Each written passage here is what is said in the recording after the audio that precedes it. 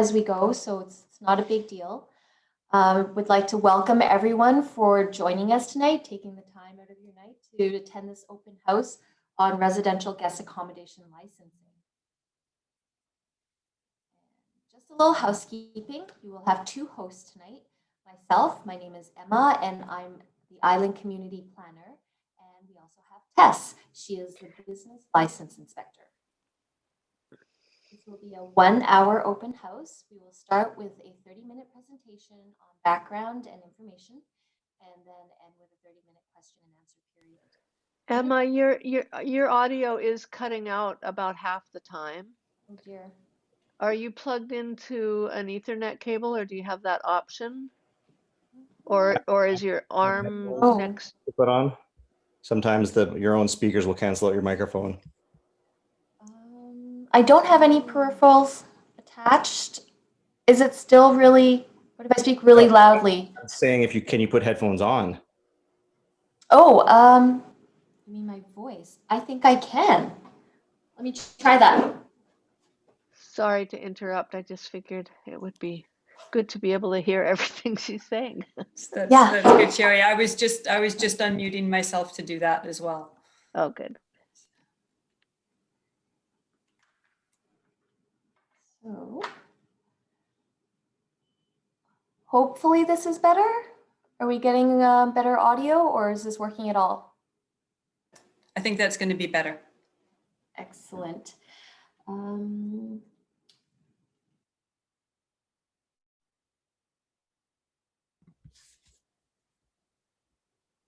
we can't hear you at all. Now we can't hear you at all. Unplug your headphones.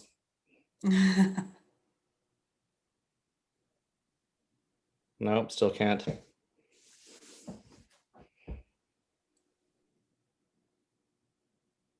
Nope.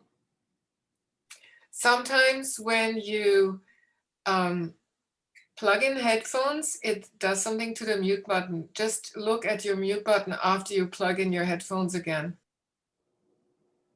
She's not. The one for your computer, not for Zoom, but for your computer. No, beside the microphone for Zoom, there's a little arrow pointing up. Click on that and look at your audio sources.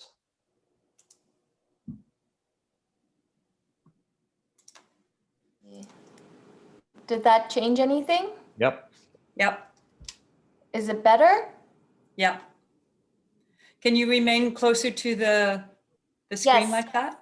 Yes, I'm gonna have my nose right up to the screen for the whole thing. Okay. Okay, and my part is pretty quick. I'm just giving background, so hopefully my audio stays good for all of that. I just wanted to do a little housekeeping and say that we will be taking questions throughout the entire open house, even during the presentation. We ask that you use the following Zoom features, either the raise hand button, if you can find it. It's different depending on which platform you use. If you can't locate the raise hand feature, go ahead and type your question into the chat window. One of the hosts, either myself or Tess, will moderate and either ask you to speak or read your question out loud when it is your turn. Hopefully that works. We will give this a try and try it as we go. So just to jump right in to the presentation portion, I just wanted to give some background on what residential guest accommodations are, what is permitted, and why do we have it on Bowen Island. To start, I wanted to cover a couple definitions so that we're all working from the same page. When we are talking about short-term rental, or STR, we are referring to a dwelling unit or a portion of a dwelling unit that is being rented out for a period of less than 30 consecutive days. Now, STRs come in all shapes and sizes, and depending on the type of STR, different regulations will apply. The subject of today's open house is the Residential Guest Accommodation, or RGA.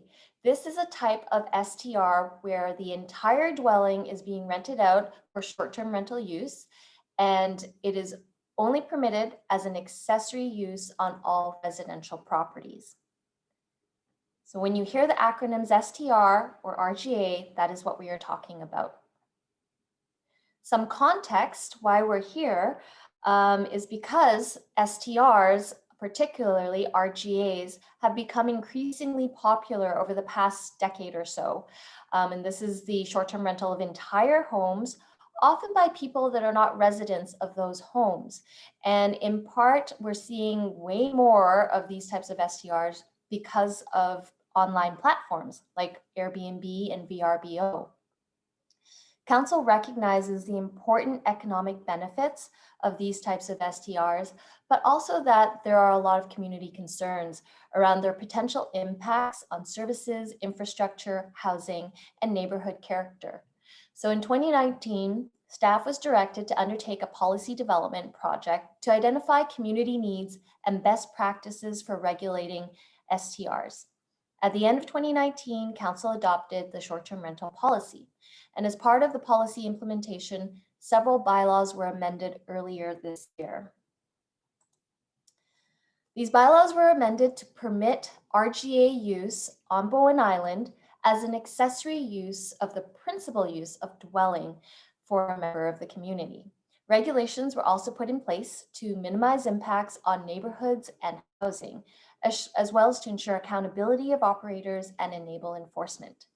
The main regulatory tool we are using here is the business license. And I want to start off by saying that all STRs on Bowen Island do require a business license to operate. And what are the different types on Bowen? We have the RGA, which we are going into more detail, and the bed and breakfast, more commonly known as B&B, as well as several commercial options. There is the inn, retreat center, guest house, and commercial guest accommodation. And as you can guess, the first two, RGA and B&B, are considered residential uses. These are much less intensive uses, and they are regulated to minimize impact on neighbors, making them suitable for use in residential neighborhoods. Whereas the commercial options are much more intensive and may have much greater disturbance and disruption to its surrounding area. These types of uses are allowed on properties that are zoned for commercial use. And as mentioned, all STRs require a business license to operate. And without further ado, I'm going to pass this off to Tess to discuss the application process for getting a business license to operate an RGA.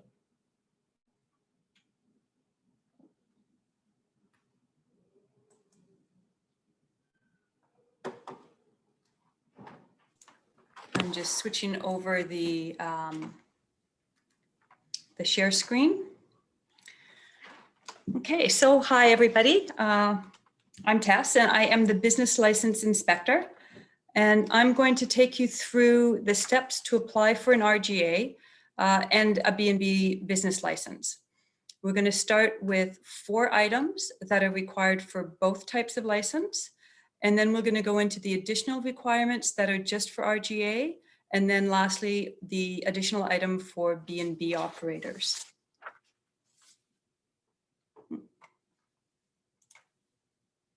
There we go. So the first thing that you need is a business license application form. These forms and all of the schedules for them are available on the municipal website in a fillable PDF form.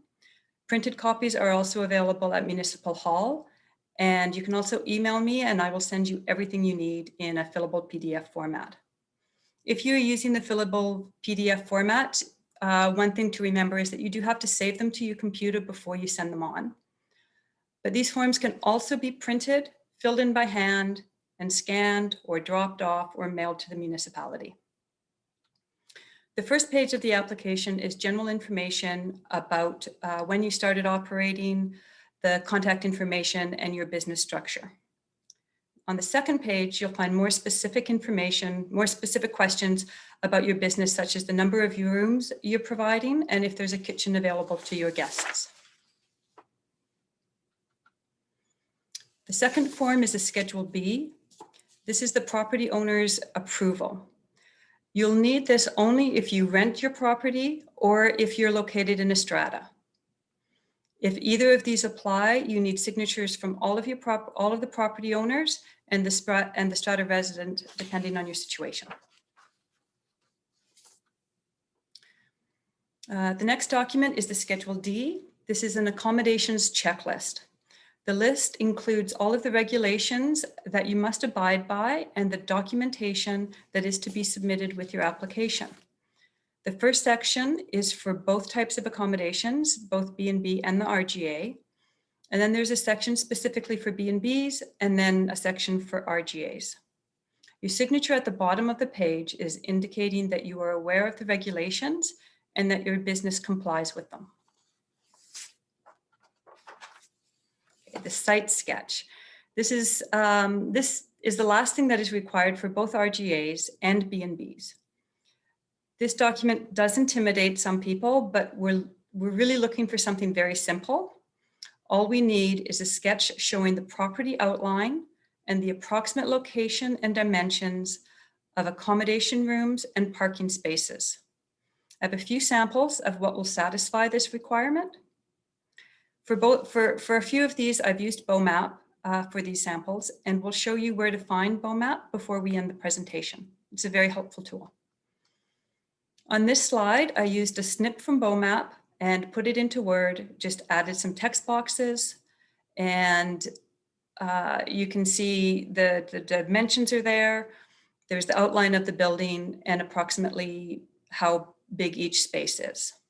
This is one way you can display your information. Here's another way to create a site sketch using BOMAP. Something like this can be used if the buildings and parking can be seen in an ortho photo. That's what this is. You can see, I don't know if you can see the mouse when I do this. You can see the building here and a parking area. And so for this one, I just did a screenshot and printed it out and then hand wrote the dimensions on the side of the paste paper. And that's also perfectly acceptable. Finally, for this sample, I just use a pen and paper, drew the property outline, added in some boxes where the buildings and parking are, along with the approximate dimensions. The boxes that represent the buildings and parking are not to scale, and that's just fine. This works if you're familiar with the shape of your property and roughly where things are located.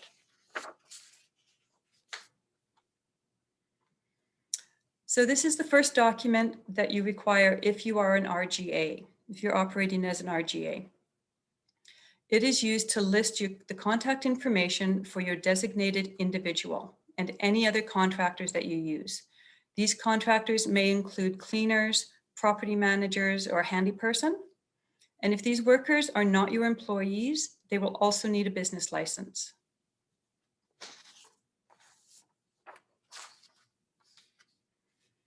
Proof of insurance. For RGAs, you're required to have proof of insurance that your home is insured for short-term rentals. Many homeowner policies do not include this type of use. Some policies will state a number of days that the coverage is good for. And on Bowen Island, you are restricted to 120 days of RGA use, regardless of the number of days that your policy allows. This type of insurance is usually listed on the summary page of your insurance package. Some hosting platforms, such as Airbnb, do provide accommodation providers with insurance, but not all of them do that. And if you're unsure at all, if you're covered for short-term rentals, you should contact your insurance provider and discuss that with them.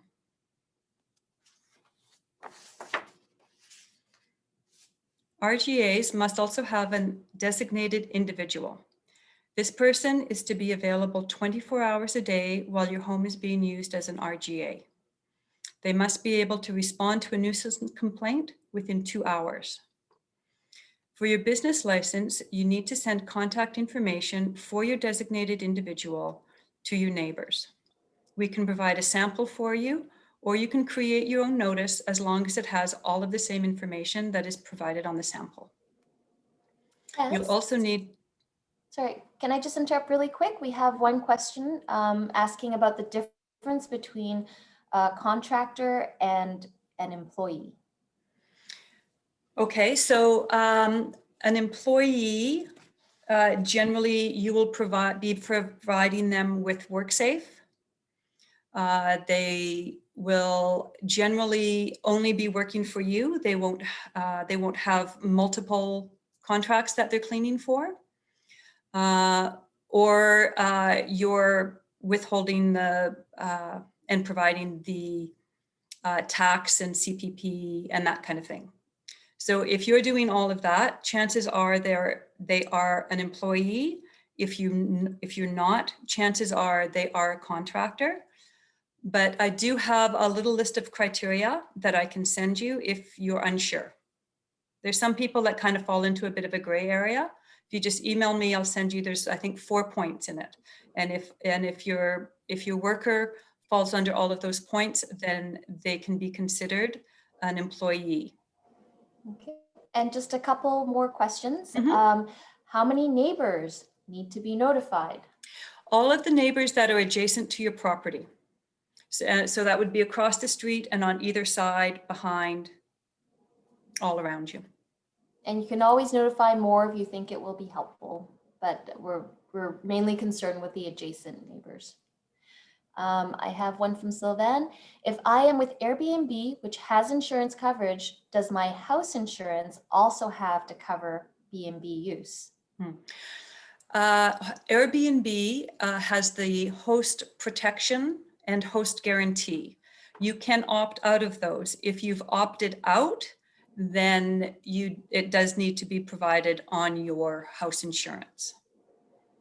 But as long as you're hosting on Airbnb and have not specifically gone to opt out of that insurance protection, then you will be covered. That will be enough to satisfy the requirement. Okay, and then the follow-up question, I'm actually not sure. What about co-hosting on Airbnb? Sylvain, do you want to provide more detail to that question? Yeah, that's referring to the next thing that was being covered about contractors, etc. On Airbnb, you have the option that say you have to go away and you've got some guests that had signed up. You can opt to have a co-host cover your whatever you need to do during that time. I've once done that. So basically it usually happens, in my case, it was like an emergency. So, you just get somebody else who has experience with Airbnb to cover for you. In my case, it happened to be a woman who was living upstairs with my mom. And she used to be an Airbnb hostess in Berlin. So she was able to take care of that while I was taking care of my sick father in Germany. So that kind of thing, I don't think it's contracting. It's just something that Airbnb allows you to do. And like anybody who sends a request for booking or whatever, she has access to your platform and she basically can replace you in every way, or he. Mm-hmm. So I'm wondering how is that? What's like, she would also be doing the cleaning because I was doing all my cleaning. So she basically became me, for a while. Mm-hmm. Yeah. Is that a gray area or what? Not really. If you're paying her to do this, then she's becoming a contractor. Or an employee. So as long as the purpose behind it is for gain, is if that's, if covering for you is a paid job, then it would either be an employee or a contractor. So even if it's just, basically on the spur of the moment for like 2 weeks and that's it. Mm-hmm. Yeah, I can look into it further, but generally, as a rule, yes, it would require a business license. Okay. But I'll look into it further. I'll look into this. I'll look into the host option, and it might be something that that just needs a little bit more research. So I'll get back to you on that once I've looked into that a little further. Okay, Sylvain? Yeah. Okay, that would be good for anyone on Airbnb because, as I said, if it's not a permanent situation, and if it's an emergency, instead of having to cancel all your guests and go through all that, because they're set up that way, it would be good for people to know because, you know, applying for a business license for somebody to do that is, just wouldn't work. It would be an emergency, right? Yeah. Yeah. Let me look into it and get back to you, Sylvain. And then we I'll get a have, little more. oops, sorry. We have a comment, not so much a question, but I think it's a word of advice about the insurance. The comment is to be careful about insurance. It's not a given that Airbnb insurance will cover you. Better to check with your insurance provider as well. Yeah, it's, I mean, I'm not an insurance consultant, but we have, you know, we have decided that the host protection is adequate for our requirements. But, you know, it would be a really good idea to talk to your insurance person and make sure that you are covered. So are we ready to continue with the notice to neighbors? Okay. So the designated individual.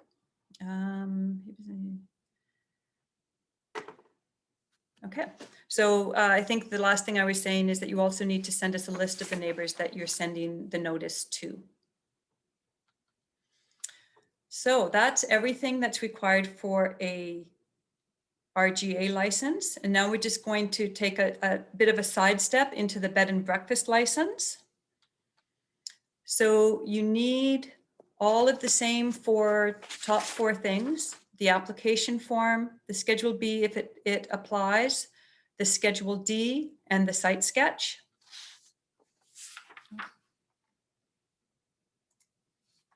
There you go. And in addition, you need a Schedule C specifically for home-based businesses.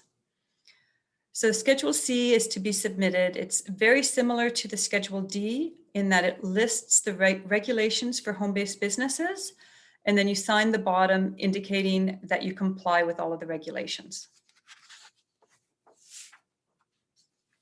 So quick summary, first four things, the application form, Schedule B, Schedule D, the accommodations checklist, and the site sketch are required for both types of accommodation. For an RGA, you also need the Schedule E for your contractors, proof of insurance, the notice to neighbors, and the list of people it was sent to. And for B&Bs, you just need the first four and then the Schedule C for home-based business. Once you have your business license, your license number needs to be shown on all advertising. You will be asked for a website or a link to your accommodations listing if you're using a host site. And your advertising must match what is on your application form. So if you're advertising that you have 6 bedrooms, then 6 bedrooms needs to be on your application form. So the site sketch tip, using BOMAP as for your base. BOMAP is a free online interactive tool. It's quite easy to use, but just call us if you have any questions about it at all. And it can be found in the top right-hand corner of our municipal web pages. Okay. So now we just have any more questions?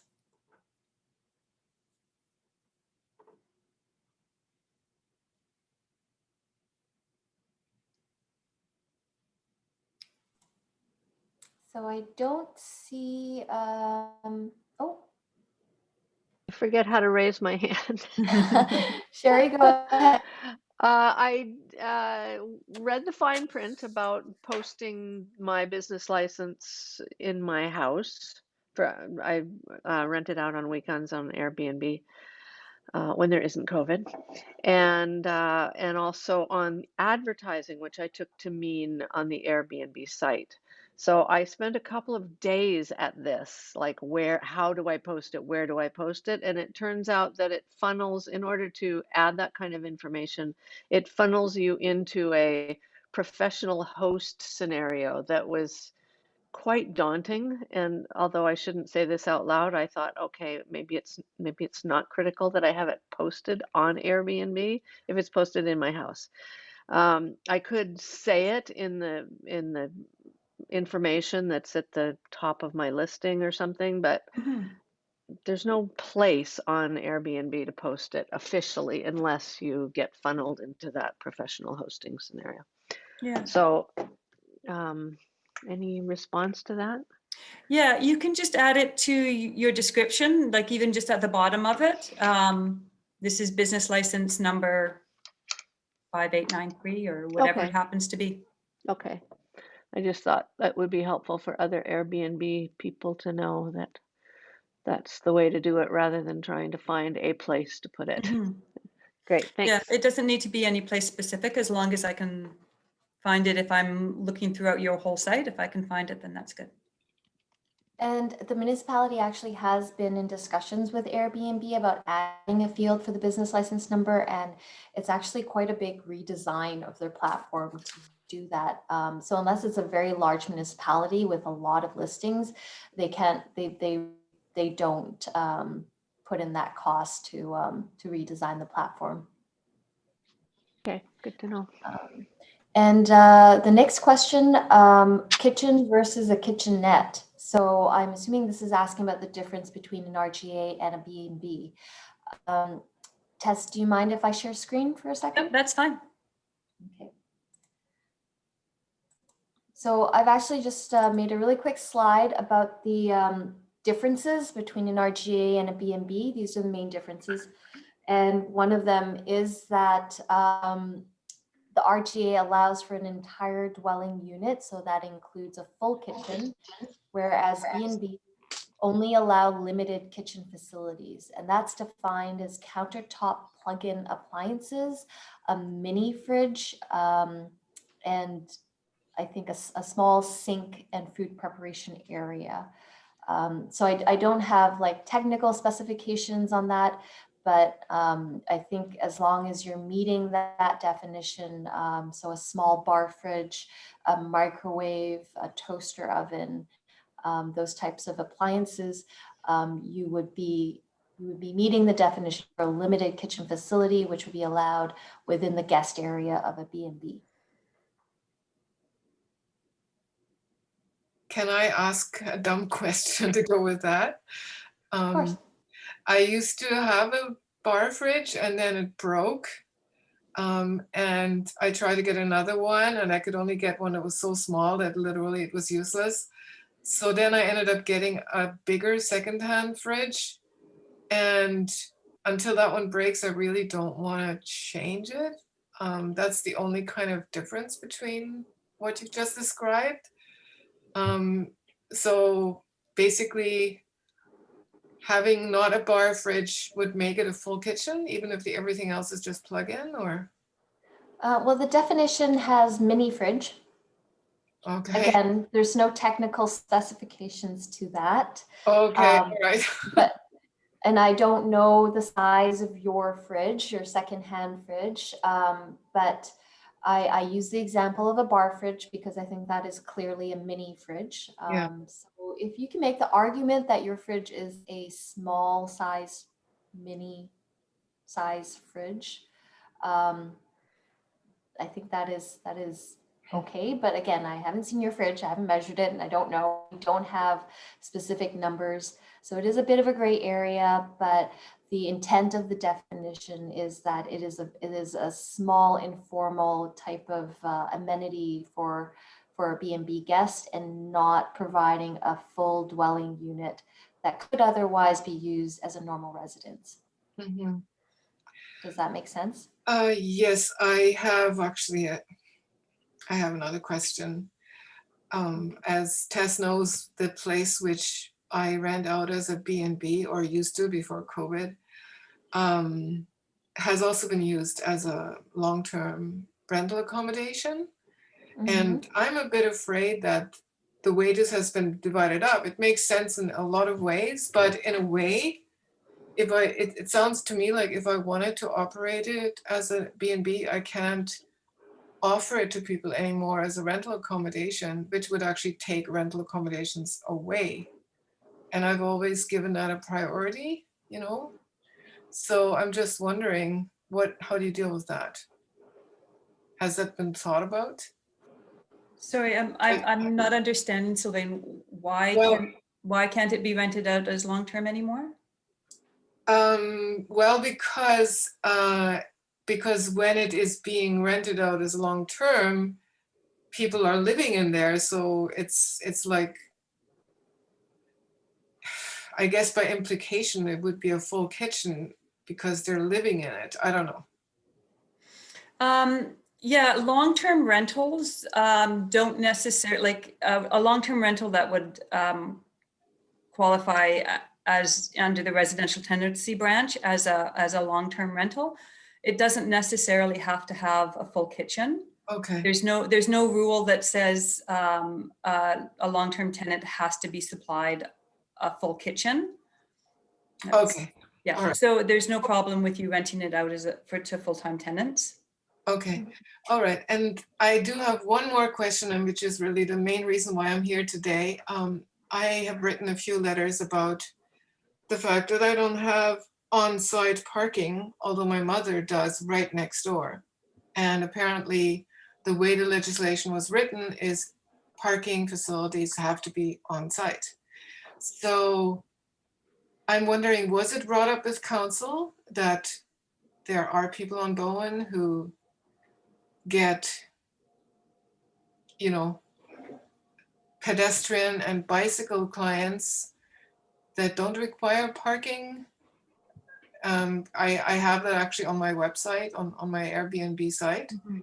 And just, I think in all the years I've operated the B&B, I think I've had person with a car like twice, So I am walking distance from the Cove. I get mostly young people or people who are into hiking. I don't have a television. It's a very specific clientele.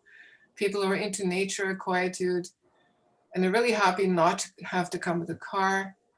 As I said, they walk or they come with bikes. So the parking requirement, I don't want to spend $800 to maybe get an exemption. I think for Bowen, I mean, this is something to come up to really talk to council about. So what I want to know is, has my situation been brought up to council? Have they actually dealt with it or thought about it? Or is this something that was so minute in your calculations that you just didn't bring it up?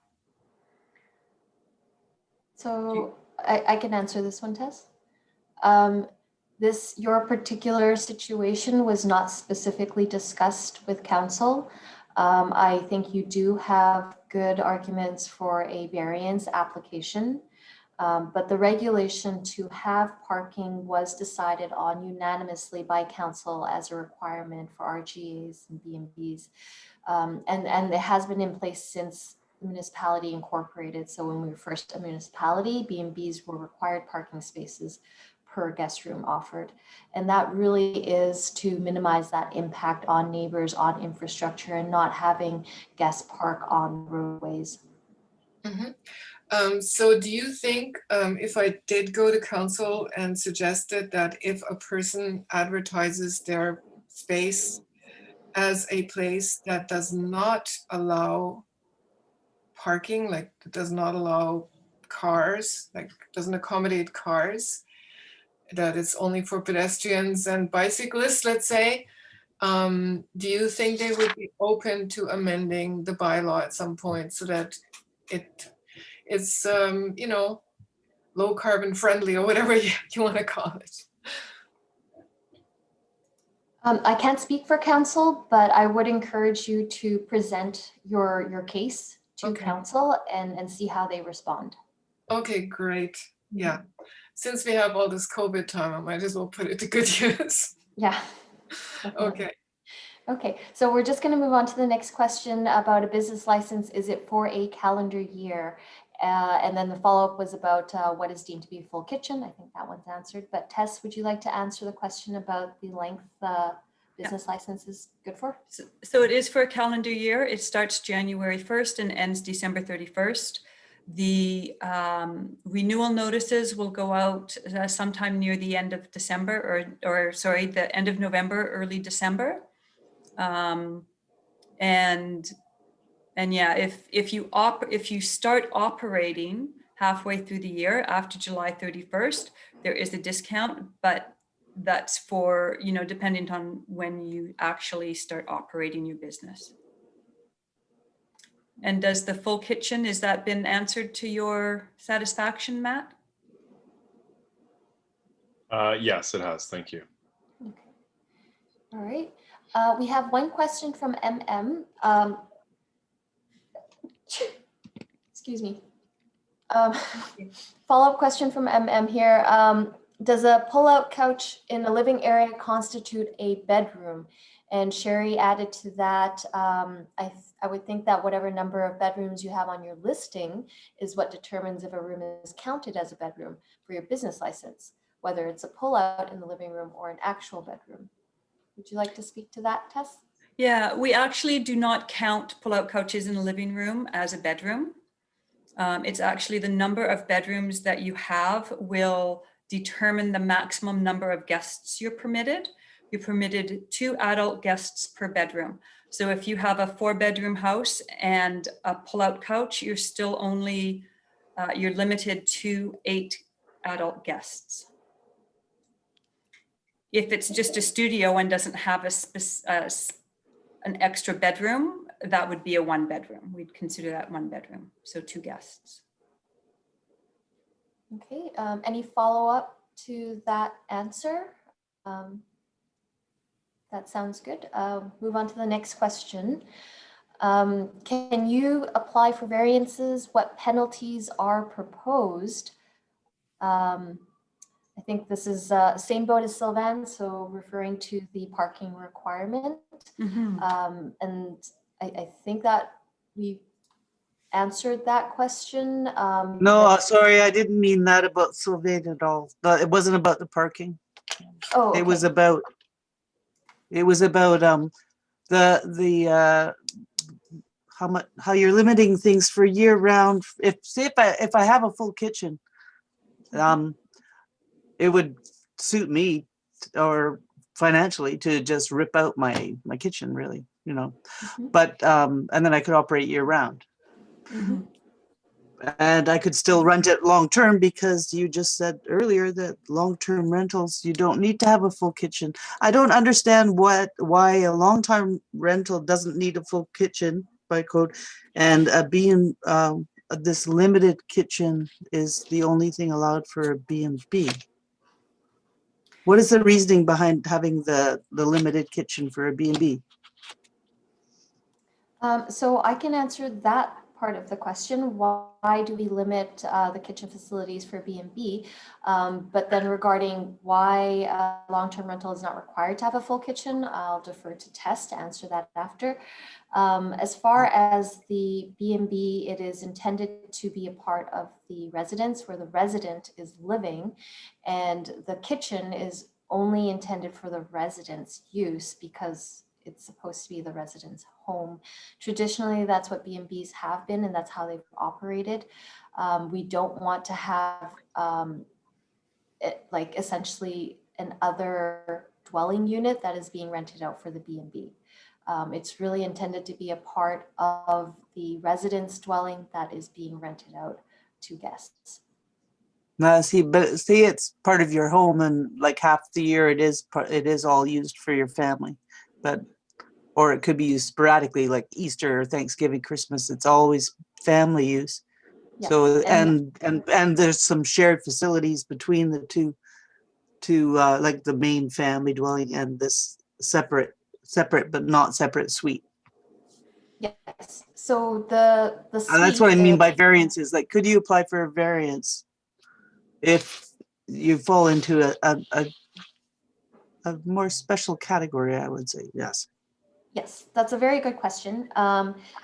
RGAs were permitted actually in part to allow the use of secondary suites for short-term rental for exactly the situation you just described, where someone has a suite that they use for friends and family part of the year, and they would like to be able to have some income from it for the other part of the year. But it is restricted to 120 days to ensure that that suite is not being used as a full-time year-round short-term rental. In terms of the variances, you can apply for a variance to vary regulations such as the parking regulation that we had talked about earlier. But when you are asking for variances to the use itself, so for an RGA, the fact that it is limited to 120 days a year, that is integral to the definition of the use. You're actually Oh, sorry, you asking lost for- your, sorry. I didn't hear, Sorry, you're dropping out. my bad audio. I was saying you can get a variance on the regulations, things like parking, number of parking spaces required. But when you're asking for a change in the use, such as the number of days that you are allowed to rent out in RGA, you are actually changing the use itself.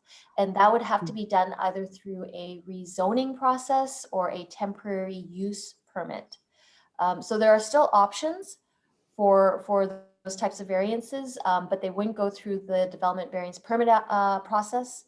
Varying a use must go through either a rezoning or temporary use permit. Okay.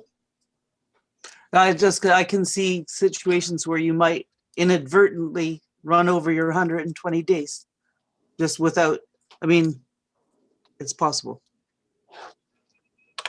Not much more on, like, just like a couple of weekends because of something, who knows, with COVID too. This is the thing. If somebody comes to rent for a B&B, are you allowed to throw them out if they're sick? I don't know. Like, are you? Should you? No, there's a moral question in there too. But. Yeah. And there's, and that's, we don't regulate that. We don't regulate the COVID rules. That's all done by provincial health.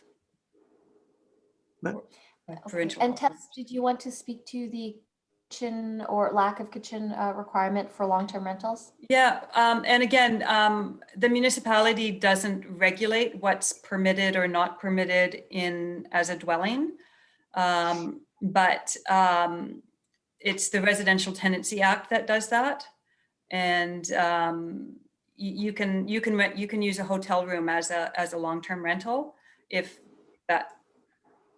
that's what works. Okay, and then we have a question from Sherry about the cost of the license. Sherry, would you like to elaborate on that? Well, it didn't really sink in until I paid for it. That I was just curious why it's twice what any other business license is on the island or Vancouver. It seemed punitive somehow, but I'm sure there's some reason for it, so that's what I'm asking.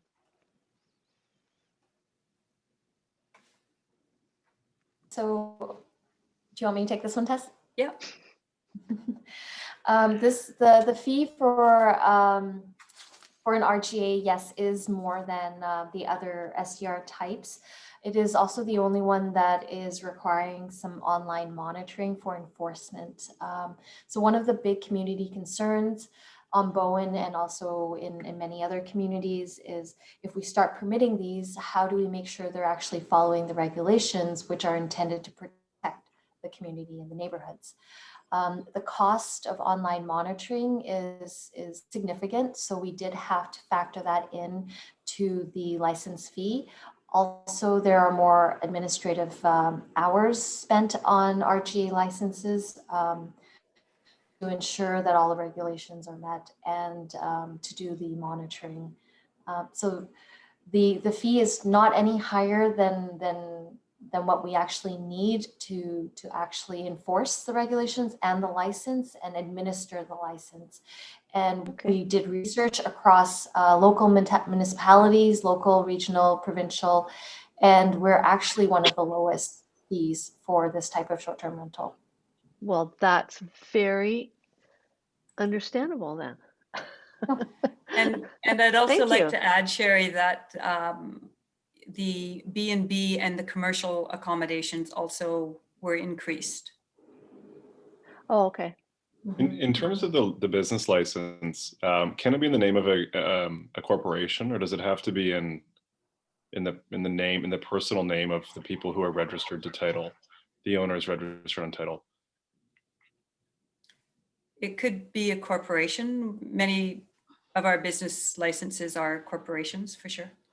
Yeah, I'm just thinking in the context of an RGA license, but Yeah. might be a question for the accountant, but good Yeah. to know. I believe if This is, applicant is not the owner, they need to sign some authorization. Tess? pardon? If the applicant is not the owner of the property, they need to obtain authorization, right? Yeah. I just wanted, oh, sorry, I didn't mean to jump a queue. Mhm. So Go there's a ahead. question That's there. just my alarm. I wanted to ask, just add to, although this is not directly related to what we're talking about, but the insurance business, that it's more about making sure that your home insurance, whatever kind of accommodation you're providing, covers you for various things, because most people's general home insurance may not and likely doesn't. So it's just important to make sure that you are covered when, before something happens. Mhm. That's all. So Emma, the last question there right now is from Julie about the MRT, a license plus MRT. Can you explain that? Actually, Julie, would you like to add a bit more detail to your question? Sure, I wasn't sure how it had finished up last year. That was being voted on, right? Whether we were going to have a MRT added to the fees that we have to add to the fees that when we're charging our clients or our guests coming. And yeah, that's what I wanted to know. So it's not a tax to us, of course, it's a tax to them.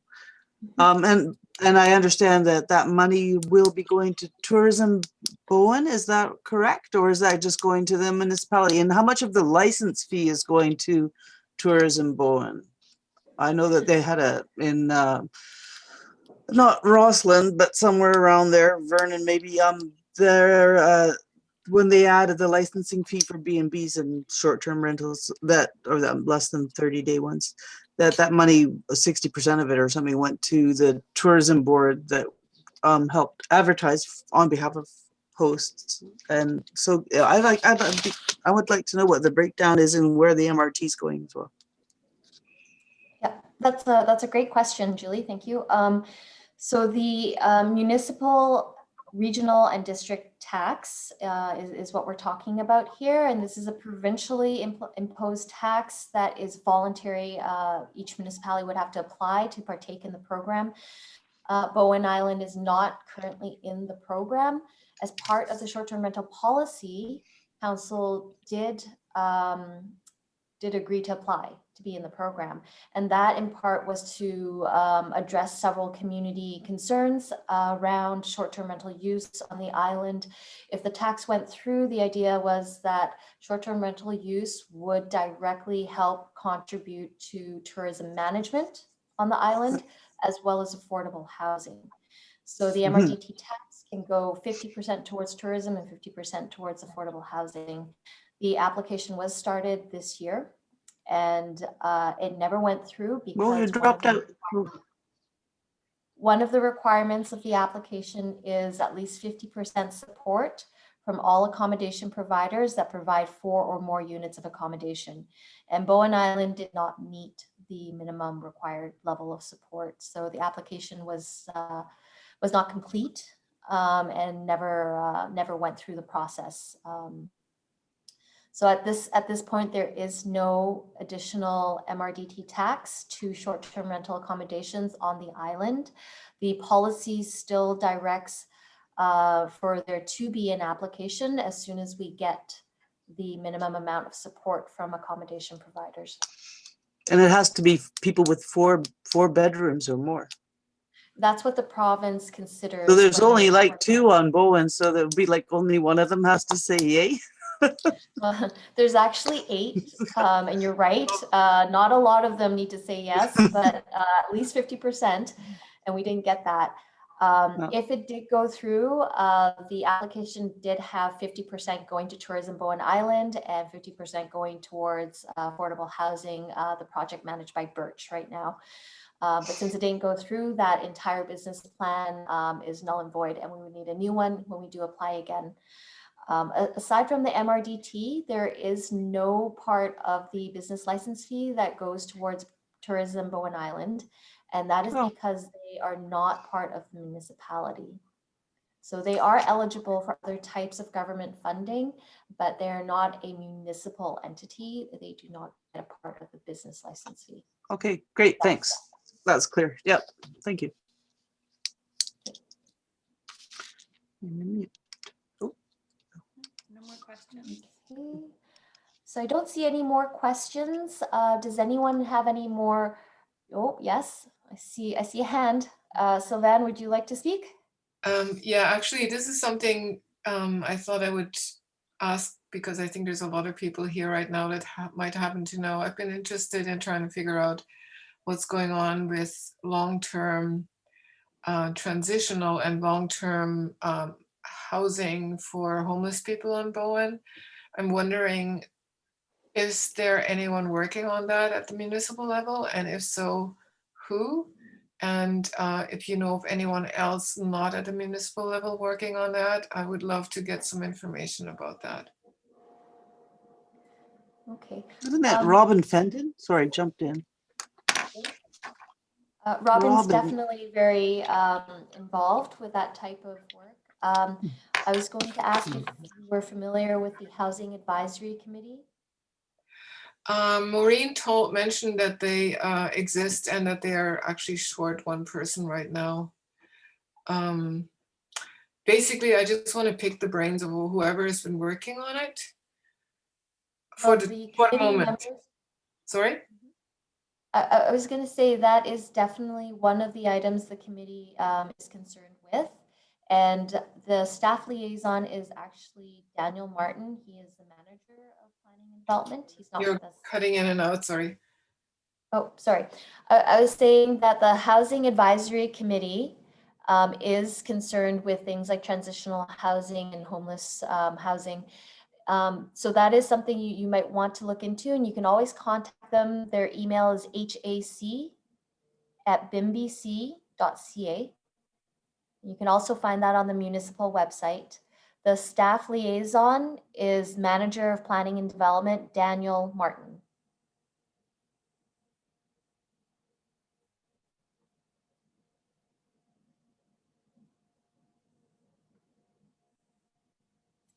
Oops.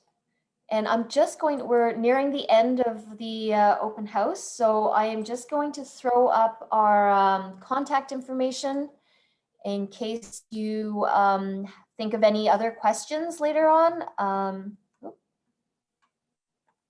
can find here it is, find my screen. Yeah, if you have any questions that come up after this open house, or if you would just like more information, you can always email us. For regulation type questions, go ahead and email myself. And if there's something specific to business licenses and the application requirements, Tess is your person. So if there are no further questions. I just want to say one thing. I know I'm always a cheerleader, but I know that this was a long and protracted and challenging thing to figure out how to solve and make it so that people weren't breaking bylaws and creating one that would accommodate it. And I just think you've done a great job. It was really well organized every step of the way, and you found your way to the other side, and it's all really well done and easy to comply with and easy to figure out as far as I'm concerned. So thank you. I echo those Wow. comments as well. So thank you for that. Well, I just want to say, I don't know if you know how much we appreciate comments like that. Yeah. We don't get them a whole lot. And you should. That's wonderful. Great job. But I will be speaking with council about the whole parking thing, not to diss you at all, but just as a tiny little potential exemption, properly worded, maybe, yeah. Mm-hmm. Yeah, and that's what variances are for the special cases. Yeah. Okay, thank you. Okay, wonderful. And Emma, also I'll this stay entire on with you.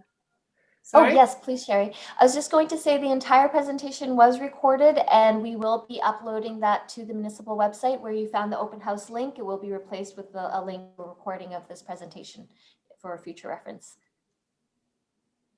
Okay. Okay, and anything you'd like to add, Tess?